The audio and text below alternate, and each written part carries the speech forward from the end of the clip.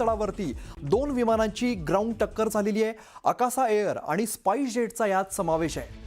Delhi विमानतळावरती Akasa air आणि spice जेटच्या विमानांमध्ये ground टक्कर झाल्याची घटना समोर आलेली आहे। मिळालेल्या माहितीनुसार आकासा एअरचे VTYBA हे विमान हैदराबादकडे जाण्यासाठी पुशबॅक घेत होतं, तर लेहमधून आलेलं स्पाइस जेटचं VTSLB हे विमान गेटकडे जात होतं आणि याच दरम्यान दोन्ही विमानांमध्ये हलकी धडक झालेली आहे। सुदैवाने या घटनेमध्ये कोणतीही जीवितहानी झाल्याची माहिती नाहीये।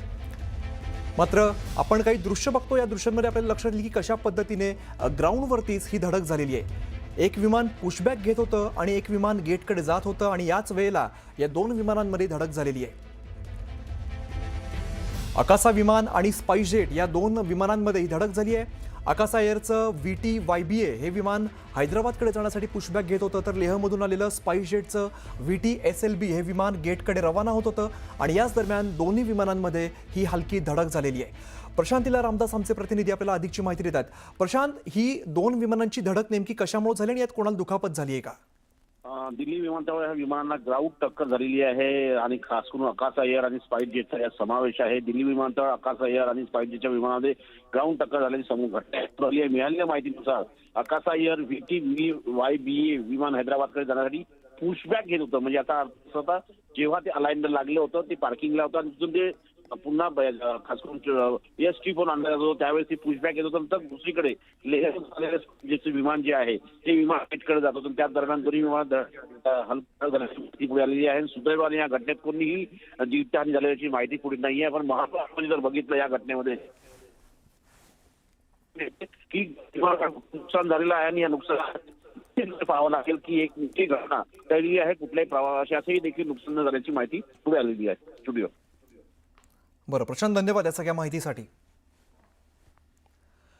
तर आपण सध्याची दृश्य बघतो त्यात आपल्याला स्पष्टपणे लक्षात येईल की कशा पद्धतीने या दोन विमानांमध्ये धडक झाली आहे। विमानाचा काही भाग आपल्याला दिसतोय स्पाइस जेटचा, ज्यामध्ये या धडकेमध्ये जे नुकसान झाले ते आपल्याला बघायला मिळते। आकासा एअर आणि स्पाइस जेट ही दोन विमानं आहेत ती एकमेकांना धडकली आहेत। सुदैवाने या घटनेत कोणतीही जीवितहानी झालेली नाही। मात्र एक विमान जे आहे ते पुशबॅक घेत होतं आणि एक विमान जे आहे ते गेटकडे जात होतं आणि अशा वेळेला या दोन्ही विमानांमध्ये ही धडक झालेली आहे। कदाचित अंदाज आला नसावा आणि यामुळे अपघात झाला असावा, मात्र या संदर्भातली अधिकची माहिती अजून आलेली नाही। मात्र ही जी दृश्य समोर येतात त्यात आपल्याला लक्षात येईल की या स्पाइस जेटच्या विमानाचं यात नुकसान झाल्याचं आपल्याला बघायला मिळत आहे।